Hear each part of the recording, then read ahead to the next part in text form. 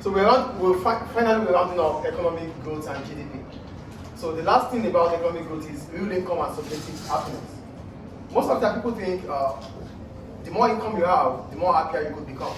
But sometimes it's like that, and most of the time it's not. It depends on the nature and the living standard and the kind of people we are talking about. But before going deep into income and happiness, though there's correlation between income and happiness, but most of the time, this correlation only occurs if we find out or we figure out that we have income more than people that are around us. So then we can become happy. But if whatever I have, you have, everybody has the same thing. So what's happiness about it? Because we all have access to the same thing.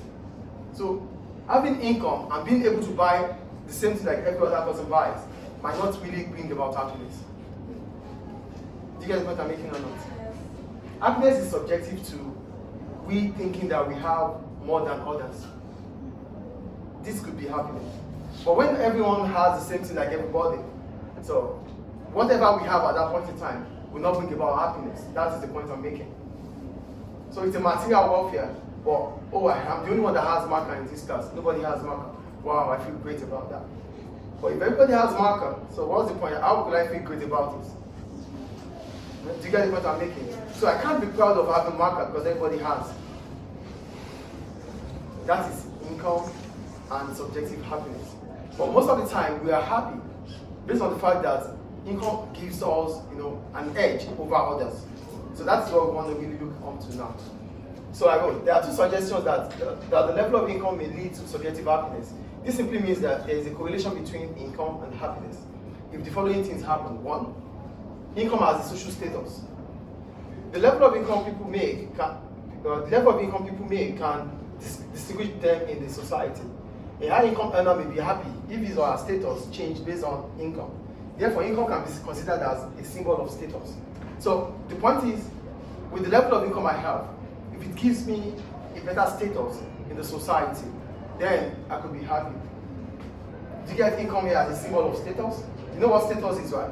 Who they think you are, what you think you are in society, what they identify you to be in the society.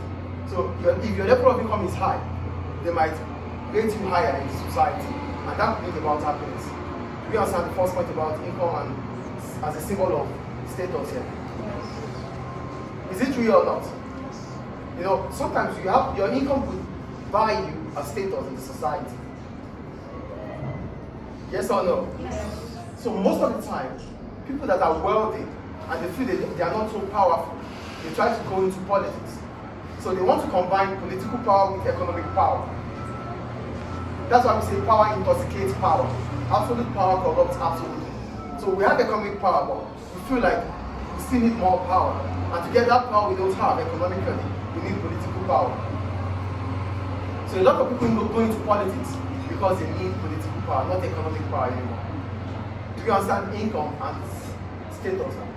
Okay. The next one is other factors. For other factors, there's correlation between income and other factors such as ability to afford quality education. If you have access to quality education than others, then that will bring about happiness. That's the first one there.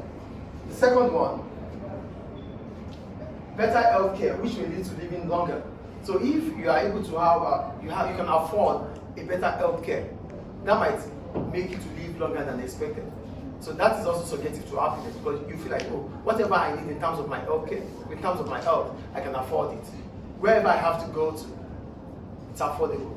That would give you happiness.